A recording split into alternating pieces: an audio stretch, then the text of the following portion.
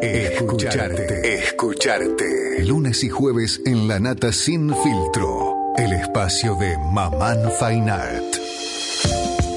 Acá estamos con los amigos del Espacio de Arte, como siempre con Patricia Pachino, con Gabriel Levinas, con un invitado especial, que yo todavía no voy a decir nada porque ellos lo van a presentar, y Gaby, que nos quería contar algo.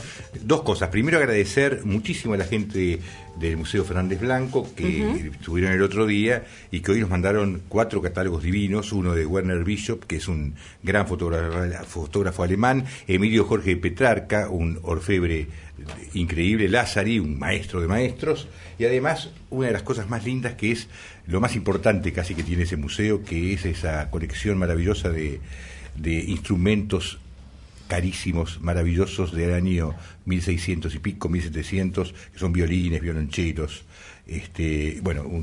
hermosos libros, por un lado. Por otro lado, recordarles que se inauguró una muestra realmente que quienes gustan del arte más sofisticado tienen que ir, que es una muestra de Mirta Hermisache en el Malva. Mirta, ya en los años 60 al final, 70 al principio, empezó a hacer unas grafías increíbles. Uno recuerda de León Ferrari, pero en este caso era distinto, porque ella estaba haciendo un texto, estaba permanentemente haciendo un texto que, como decía Roland Barthes, era un texto ilegible. Yo leí una carta que le mandó la admiraba mucho Roland Barthes a Mirta, que además hizo durante la dictadura y antes de la dictadura, del año 75 hasta el 81, una serie de jornadas del color y de la forma, donde hacía pintar a todo el mundo. En medio de ese lío de la dictadura, de los desaparecidos, de las represiones, juntaba gente en centros culturales y los hacía pintar a todos juntos. Yo sé que parece que no, pero era revolucionario eso que él hacía. Y ni hablar de sus obras. Realmente sus obras son de una gran fineza, sus escrituras son tan estéticas. Yo recuerdo inclusive en aquella época, cuando pasa lo de Trelew, que matan el Estado, desde el Estado, las Fuerzas Armadas matan a 16 guerrilleros que estaban detenidos, los saca de sus cárceles, los mete en un pasillo y los ametralla. Ella saca en eso que no escribía y que donde no se entendía nada y donde era ilegible, hace 16 espacios negros con algún texto ilegible también, que era en ese momento también en un diario que ella sacó, donde no se podía leer absolutamente nada, los 16 muertos de Trelew. Entonces, un homenaje a Mirta, esta muestra, y realmente vale la pena que la vean. Y ahora tenemos un invitado, contanos, Pachino. Mira, estamos con Andrés Wertheim, le damos la bienvenida. ¿Qué tal? Hola. Andrés es un fotógrafo argentino que hace mucho tiempo que se fue a Alemania a vivir, ahora ha vuelto. Estudió con un grande de la fotografía argentina como Horacio Coppola, y él se radicó en Alemania y fue por el mundo viajando, un gran viajero, y tiene una larga trayectoria porque ha expuesto en galerías y museos del mundo.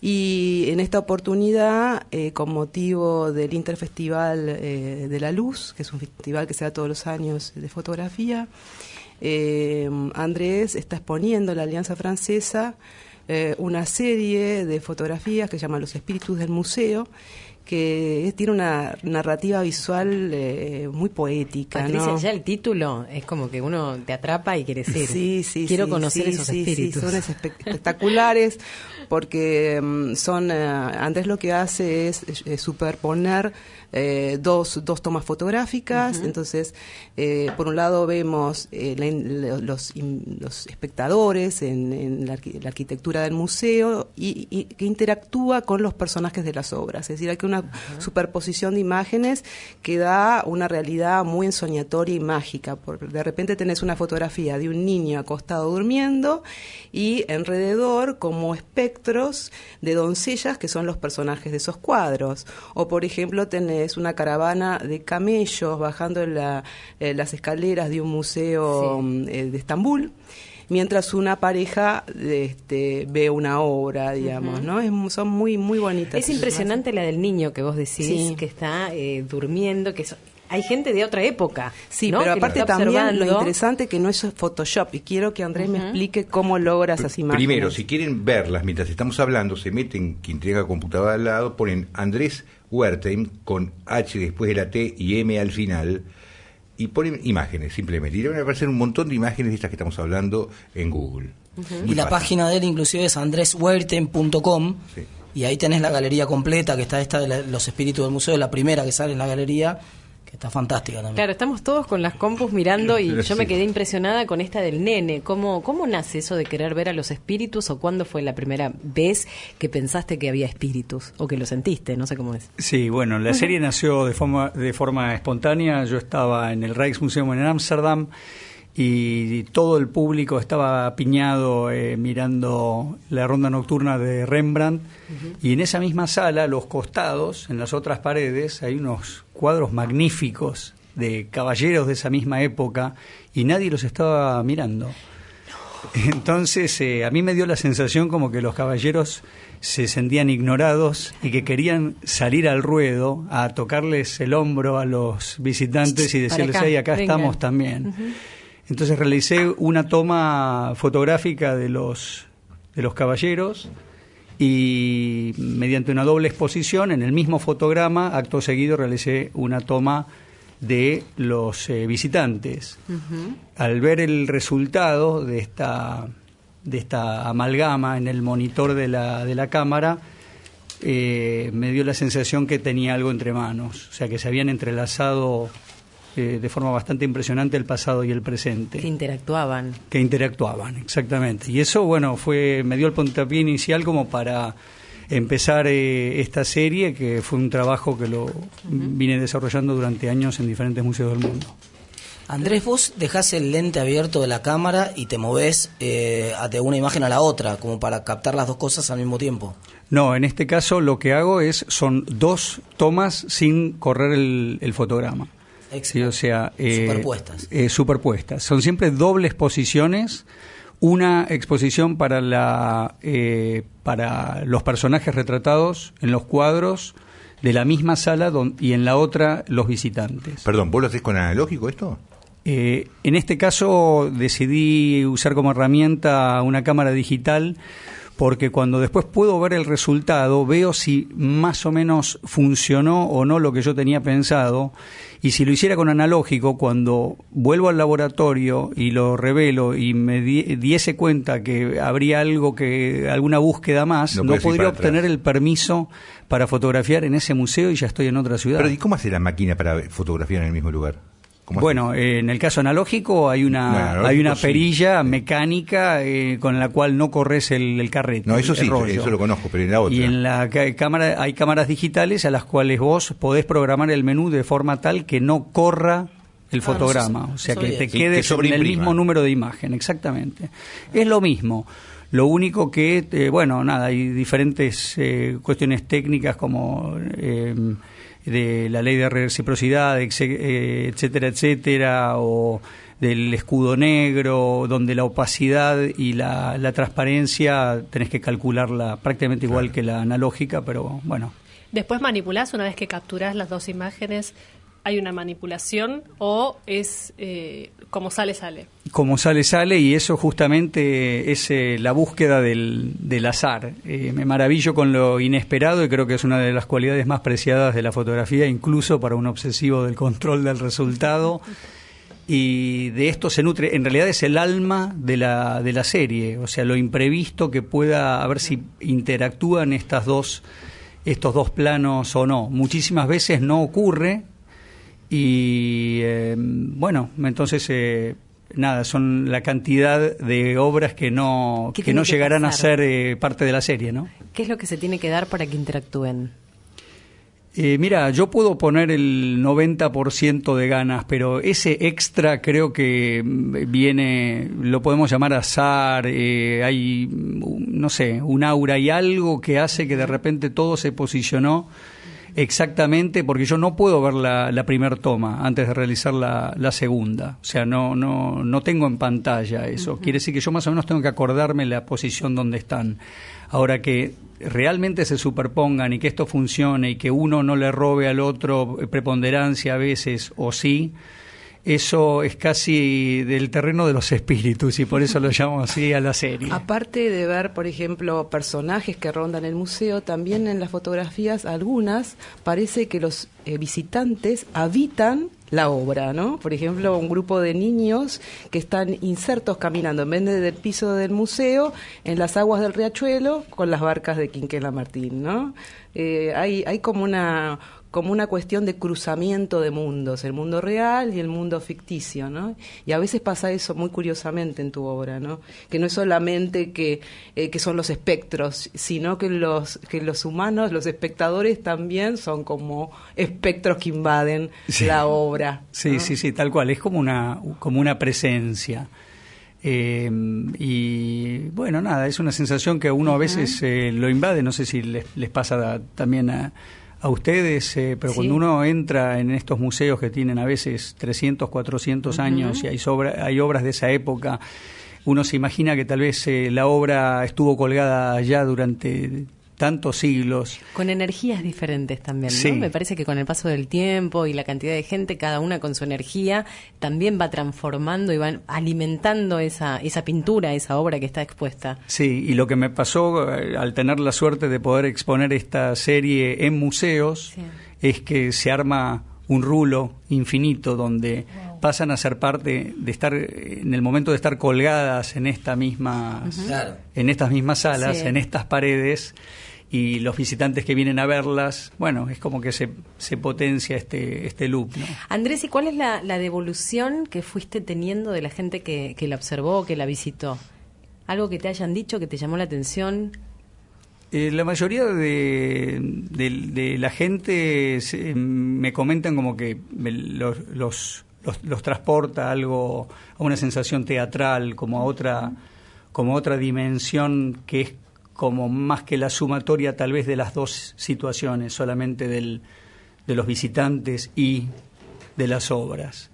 Es como que se crea una tercera imagen y nada, se sorprenden bastante porque hay mucha obra hecha de fotógrafos en museos como Elliot Erwitt, Nan Goldin, Thomas Struth, exactamente, también de la escuela de Düsseldorf, pero siempre son muy objetivas tomas, las imágenes, claro, ¿no? son tomas directas diciendo esto es, y en este caso de esta forma, lo que me comentan algunos de los espectadores o revisores de portfolios o gente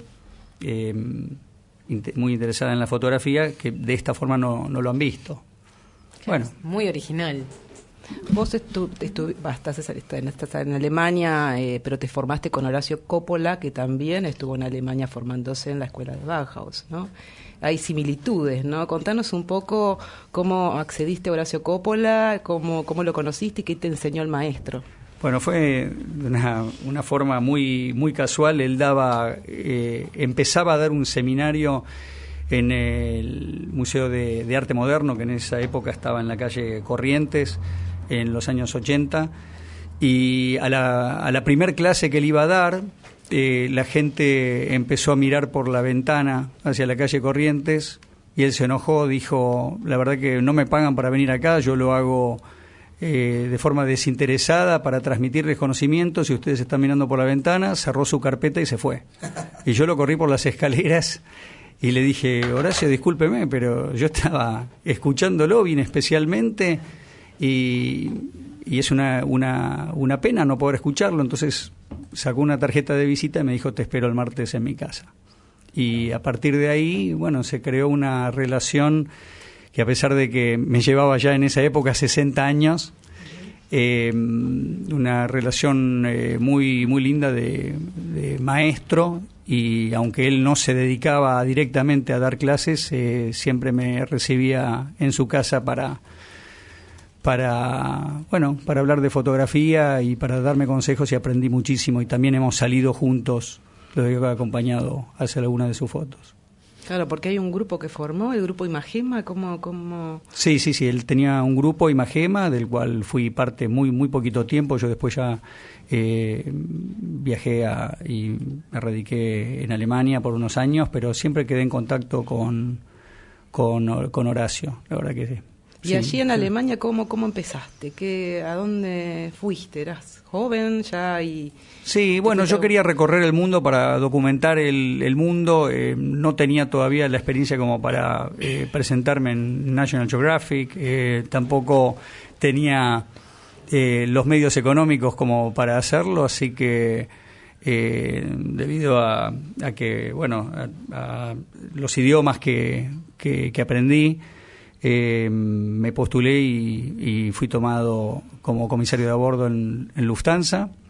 Y así que pedía los vuelos especialmente a los lugares donde yo quería documentar, y cuando no volaba, incluso en mi tiempo libre también seguía viajando para hacer proyectos. Y muy poco tiempo después ya empecé a trabajar para diferentes medios y hacer artículos escritos también, notas. Te quería hacer una pregunta que en general nunca hacemos, pero hace poquito estuvo la muestra de Diane Arbus y me gustaría saber qué pensás de Diane Arbus. Me parece que la gran diferencia entre ella y los demás colegas que tomaban fotografía callejera en Nueva York, bueno, en otras ciudades también, pero es como una camada de fotógrafos norteamericanos como Gary Winogrand, que fotografiaban a la gente en la calle. Generalmente muchos de nosotros lo que hacemos es hacerlo de forma subrepticia, cándida, evitando que nos vean. Y en Diane Arbus lo que pasa es que tenemos la sensación de que ella no solo es aceptada por el retratado, sino que parece que los ojos del retratado la buscan, o ella tal vez está fotografiando, no sabemos, no conozco las hojas de contacto, pero capaz que estuvo fotografiando hasta que de repente sucede un momento en donde elevan la mirada y la miran, la buscan. No son muchas, en general son una, dos o hasta tres tomas como mucho, sí, que ella ha hecho de cualquiera de esas fotos que uno conoce. Las más emblemáticas, ¿no? No, las que después, cuando pasa la Rolleiflex ya es otra cosa, pero de las fotos comunes que hacía con 35, es una sola toma o a lo sumo tres tomas, sin flash. Lo que establece es una relación con la gente, ¿no? Distinta, sí. rara. Y después, de hecho, ha tenido relaciones durante bastante tiempo, de forma, o sea, tan íntima también, que le permitían ir a sus casas a seguir fotografiándolos. Con eso rompía el hielo de una forma muy particular. Claro. Y vos formaste parte de un proyecto fotográfico City 2000, donde tuviste la oportunidad de documentar imágenes de la vida de Chicago para las futuras generaciones. Contame cómo fue eso. Bueno, eso era una convocatoria en Chicago, querían hacer una cápsula del tiempo, desde el 1 de enero del 2000 hasta el 31 de diciembre, todo el año, a través de la mirada de diferentes fotógrafos. Y bueno, yo ahí formé parte. Lo interesante de este proyecto es que se comprometieron a través de la biblioteca, a través de la library y de diferentes fondos de la ciudad, a seguir perpetuando este archivo, siempre en el soporte más actual.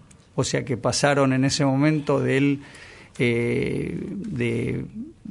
ponerlo de CD al DVD, al Blu-ray, etcétera, y siempre va a estar modificándose, siempre listo para que tal vez en 100 años todavía las generaciones puedan ver cómo era Chicago en el 2000.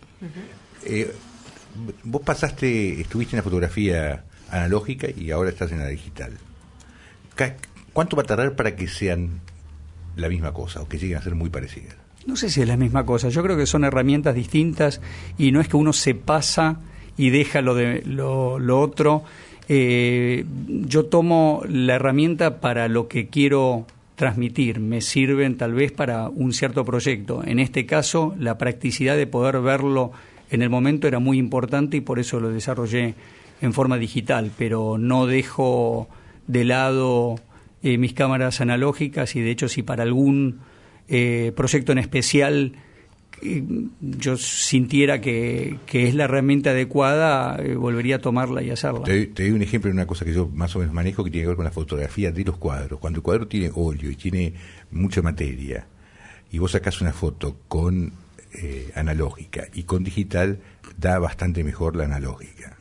y muy difícil todavía igualar esa sutileza del relieve, de la calidad que te da la analógica.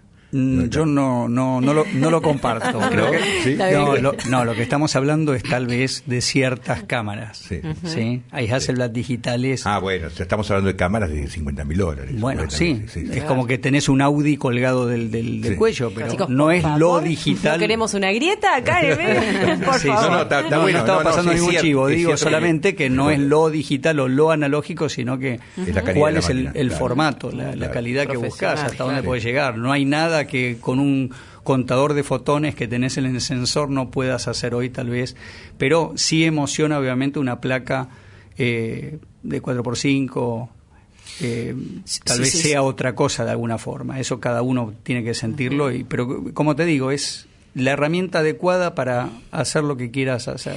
Mientras estuvimos hablando con vos, Andrés, en el HD se estuvieron viendo en imágenes chiquititas parte de los espíritus del museo, pero aquellos que se quedaron con ganas de verlo más tienen que ir a la Alianza Francesa. ¿Digo Sí, bien? la Alianza sede Francesa, en Avenida Córdoba, 946. Esto va a ser hasta el 25 de agosto. ¿Cuándo voy a ver los espíritus del museo? Te preguntás vos, de lunes a viernes de 8:30 a 22 horas, los sábados de 8:30 a 2 de la tarde. Y ahí nos encontramos con los espíritus del museo que, te digo, dan muchas ganas de ir a conocerlos. Gracias, Andrés.